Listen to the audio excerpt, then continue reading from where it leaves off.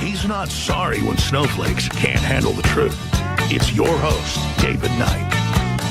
Welcome back. I'm David Knight, and we want to try to get through as many callers as we can. We have a guest coming up in the next hour. He is Hal Shurtleff, and he is director of Camp Constitution. So we're all going to talk about the Constitution, specifically about the Constitutional Convention that is becoming very popular in conservative circles.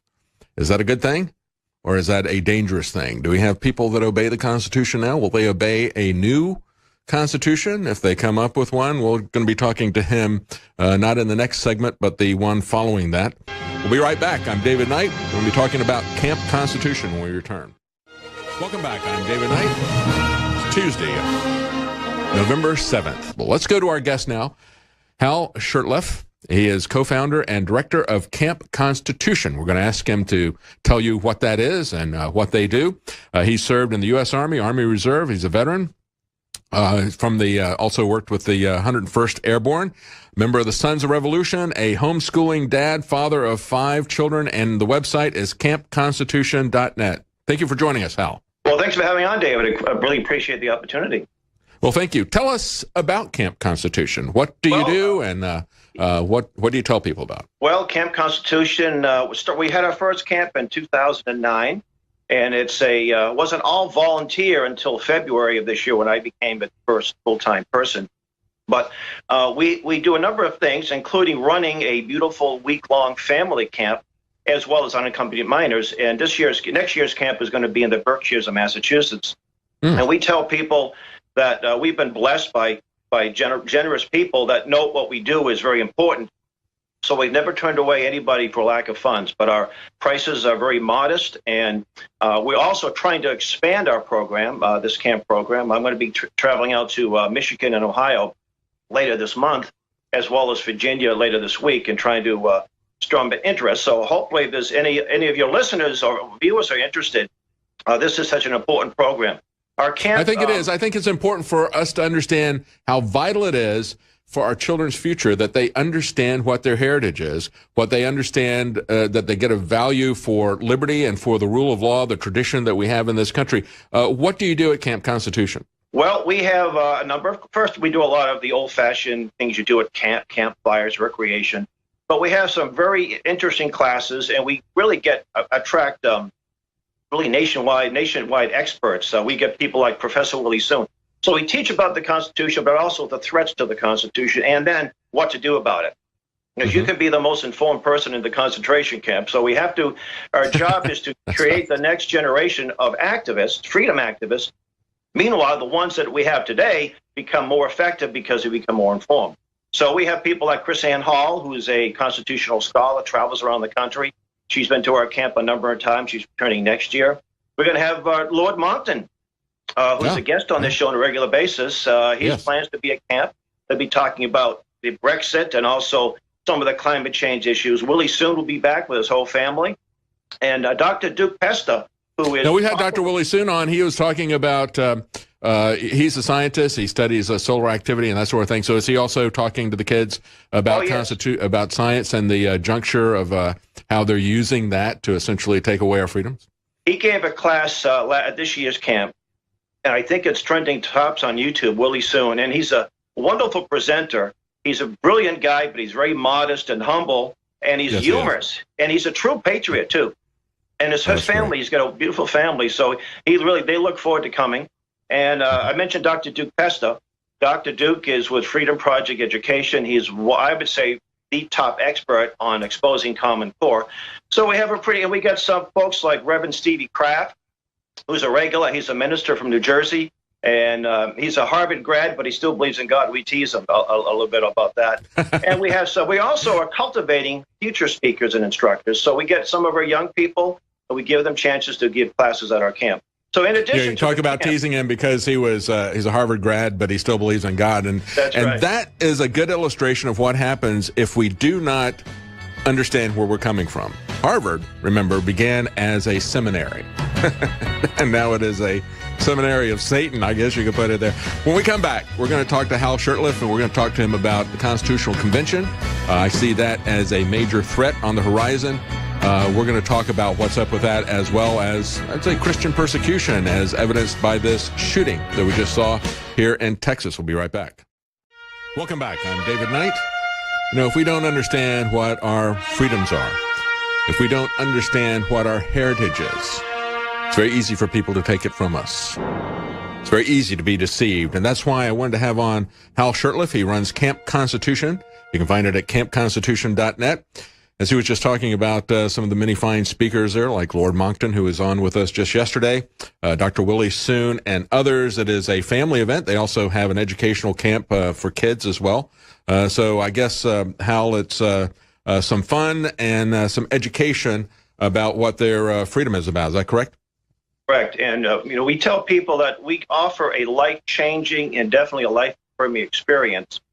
And it's really hard. You can promote it all you want, but you actually have to be there to get a good handle on it. And we invite InfoWars to come out next year. We'd love to have you. I'd love to take a vacation. That'd be great.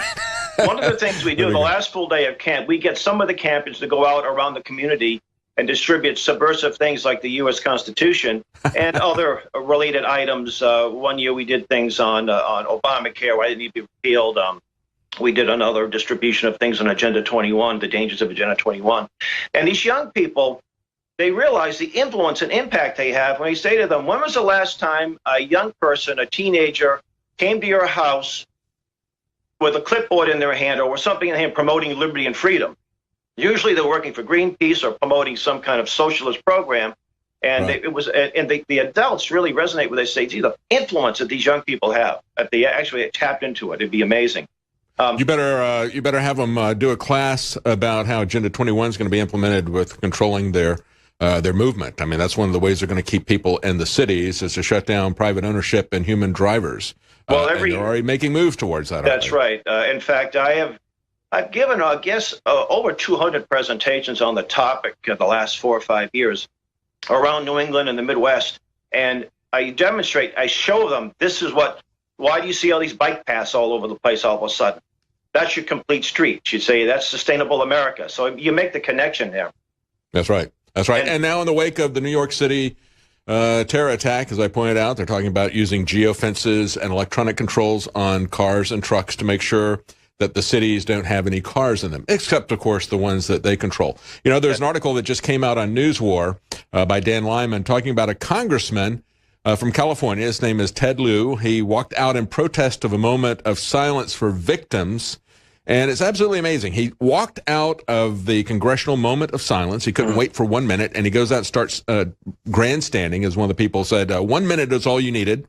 One of the individuals on Twitter said, it's an embarrassment that you couldn't show 60 seconds of respect before you start grandstanding. Another one pointed out what a hypocrite he was, that he had security guards standing behind him as he's recording this video, and the rest of us don't have that luxury.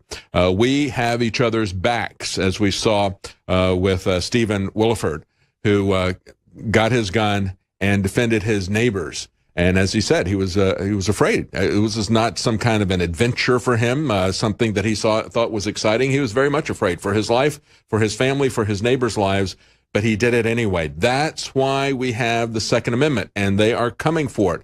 But let's talk about a constitutional convention, because I'm very concerned that this has become something that is very popular in conservative circles. I don't know where you stand on this issue. What do you think about a constitutional convention? Very much. I've been working against one since 1988. And in fact, I was just at the Massachusetts State House a few days ago distributing information, myself and some of our supporters, trying to expose the myths behind an Article 5.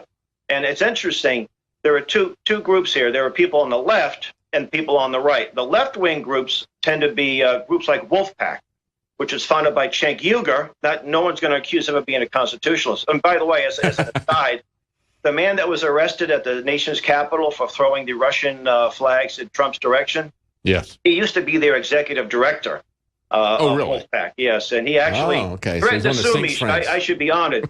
The other group, which is gaining influence in some conservative circles, is Convention of States. Yeah. And I've locked horns with these people, and there are some decent people that are involved, but there are some people that aren't so decent. In fact, a few years ago, I was accused, myself and a few fellows, of bribing a state senator in New Hampshire to change his vote, which is so ludicrous. we still ended up getting that resolution killed. Convention of States, if you go to their website, they have a little promo video that Michael Farris did. He was the former, he's one of their, he's no longer with them. And he said that they want structural change of the Constitution.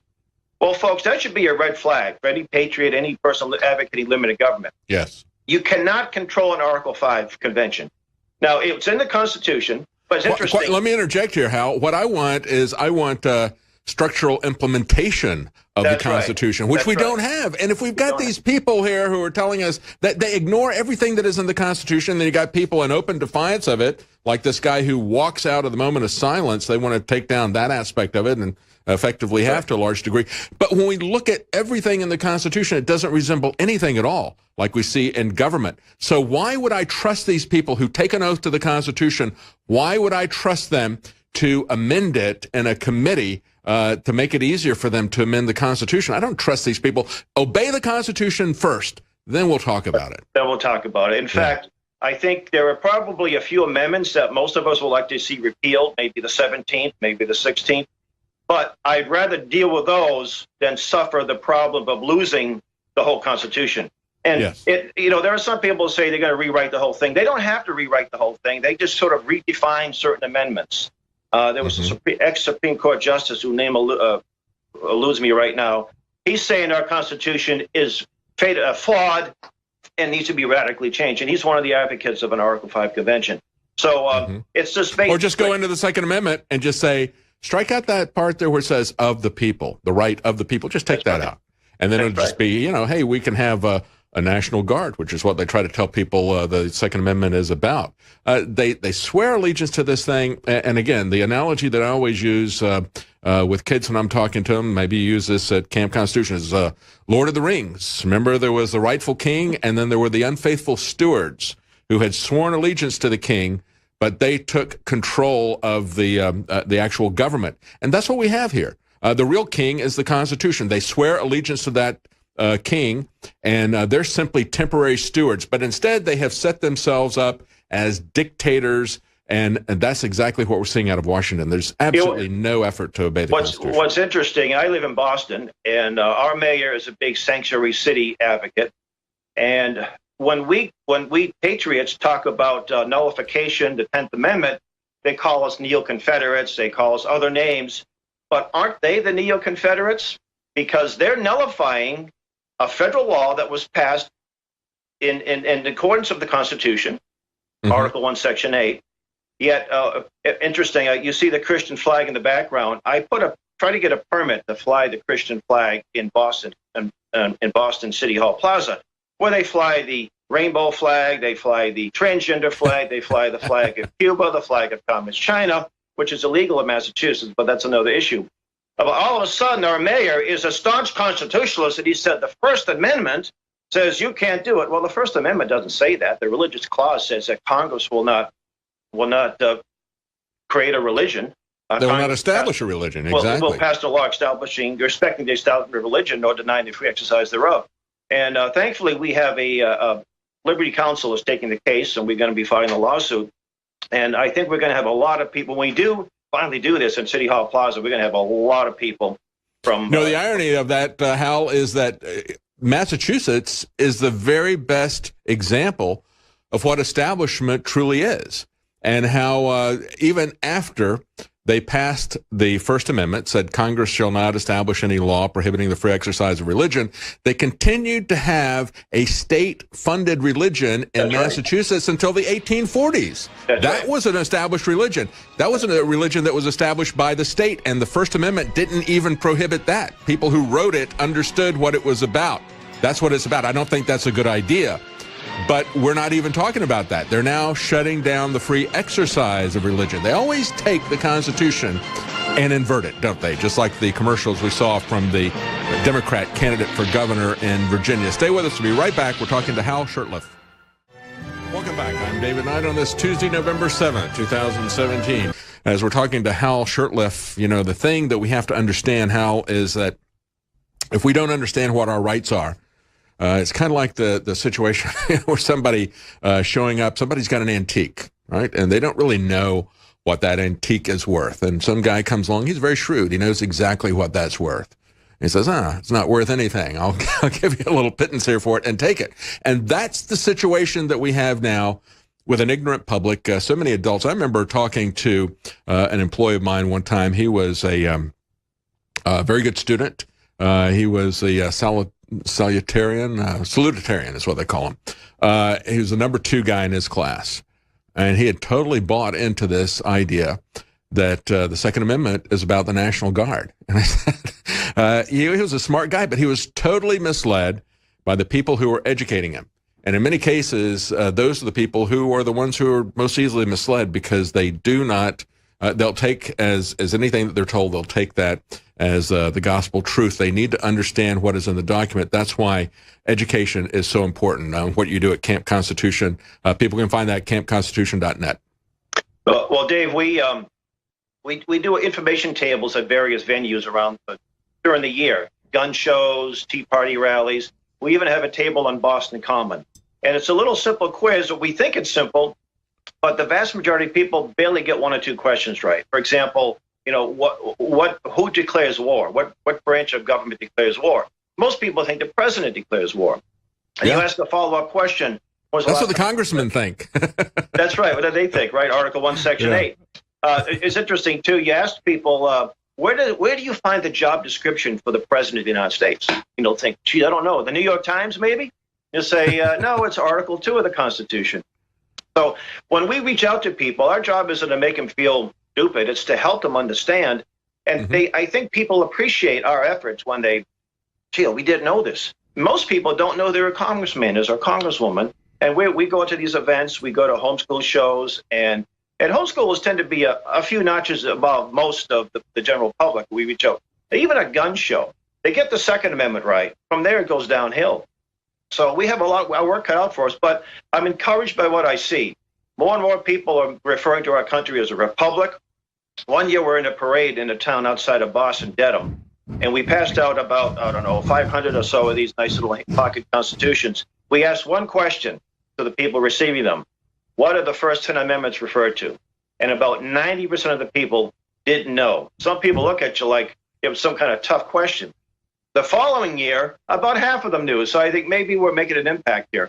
So that's the important thing about our Constitution. Also, I want to make reference to the Sam Blumenfeld Archives. I don't know if you knew who Sam Blumenfeld was, but Sam was a dear friend of mine. He was a pioneer in the homeschool movement. He passed away 2 years ago, and I inherited his library. And thanks to Mark Affleck, who's our camp editor, newspaper editor, and our webmaster, Eric Conover, they put together this great website, not a website, but a great collection. And you can go to that, to Sam Blumenfeld Archives from our website, and you can download his Alpha Phonics, which I have here, where you can teach, my wife and I taught our children how to read phonetically with a simple little book. You can download it free of charge, all 126 lessons in audio and video. Sam was exposing the ADD fraud many, many years ago, and most people didn't want to hear that. All that stuff is up to the website, probably about 5 days worth of audio and video. So we highly recommend that. Also, we have a great YouTube channel. We publish our own books. One of the things we published from Farm Boy to Financier, I know you've had Ed Griffin on the show before. He talks about the creature from Jekyll Island. He makes reference to this book that was written by one of the attendees, and we published the whole book, just one chapter, the chapter about his presence at Jekyll Island. And let's talk a little bit about where we're really going south and the lack of respect for the Constitution. And I'm sure you've noticed this as well, Hal. Rand Paul, who was just attacked, has had in the past the RAIN Act, talking about the fact that not only has Congress abdicated its authority to declare war, so now we're at a permanent state of war, and That's not only a permanent state of war, but we are increasing the number of nations that we're at war with. But we also have a situation where the Congress has abdicated its authority to an unelected unaccountable bureaucracy. We saw this first with the IRS, and now it's become all the different agencies. They write the laws. That's how we get 80,000 rules a year. And they are the ones who will take you to court. They say that this isn't a criminal case, so you have no rights under the Constitution. You don't have a presumption of innocence. You don't have protection against excessive fines. That's how we had the EPA putting tens of thousands of dollars on a guy who had 8 acres in the middle of Montana and put a small pond in the middle of it with the permission of state and local authorities. That, fortunately, has been shut down by the EPA. But the problem is that as soon as a good EPA director like Scott Pruitt leaves, you'll have that come back in because they don't have any control over Congress. I'm sure that's something that you talk about. Well, we do. For example, I was asked, what do I think about the new Secretary of Education? And Betsy DeVos, and I said, she's probably a whole lot better than anyone Hillary would have appointed, but it's an unconstitutional entity. Regardless of who's there, her job would be to get an auction ballot, auction off the property, and resign, and then fire everybody that works under her. That's right, because President Reagan campaigned on killing that. Exactly. It was created by Jimmy Carter, who was there for 4 years, so it was less than 4 years old. He could have killed that thing in the crib, but instead he fed it, he nurtured it, he grew it, and it's now this monster that is miseducating as a tool of propaganda, miseducating our public. That is at the core of what's wrong with this country. And you talk about the wars we're in, all these undeclared wars. Well, they're all fought under the UN auspices. And Donald Trump did the right thing getting us out of UNESCO, but that's just the first step. We have to get out of the UN. And we have classes that deal with that, why we need to get out of the UN as soon as possible. And thankfully, there's a bill in Congress. I think Ron Paul was the one that got the ball rolling back in the 90s. And every 2 years, they resubmit the same bill. And I think every year it gets more and more support. But if we get out of the UN, we don't have to worry about their UN Participation Act that was passed in 1945 that rubber stamp. When the UN Security Council says we want your soldiers over here, over there, we send them without a declaration of war. That's right. I think one of the key things to me when I look at it, and I don't support the use of drugs, but I don't support the use of prohibition either. I think it's been one of the most dangerous things that we've seen, and I think the evidence of this is the fact that we got 2 of the 20-some-odd amendments of the Constitution, the 18th and 21st, saying that we're now going to prohibit alcohol. They respected the Constitution enough that when they prohibited alcohol, they did it legally, even if it was a bad idea or a good idea, whatever you think. They at least followed the Constitution. Now they don't care, right? That's right. And, of course, states had laws against prohibition. There were a lot of dry states before the 18th Amendment. And it really was not a part of it. There were a lot of well-intentioned people that got it passed, but we know the story about well-intentions, right? The road to hell is paved with them. I do want to mention, and they still have states who prohibit the sale of alcohol on Sundays or whatever they do. So it is something that could be done at the state level, whether you think it's a good idea or not. But to do it at the federal level is absolutely unconstitutional. It's one of the things that concerns me so much about our Attorney General, that he doesn't understand that, and that is a focus of his instead of shutting down this criminal investigation, for which they also have no legal authority because that special prosecutor law expired in 1999. That's it for today's program. Thank you for joining us, Hal. You can find him at campconstitution.net. I'm David Knight.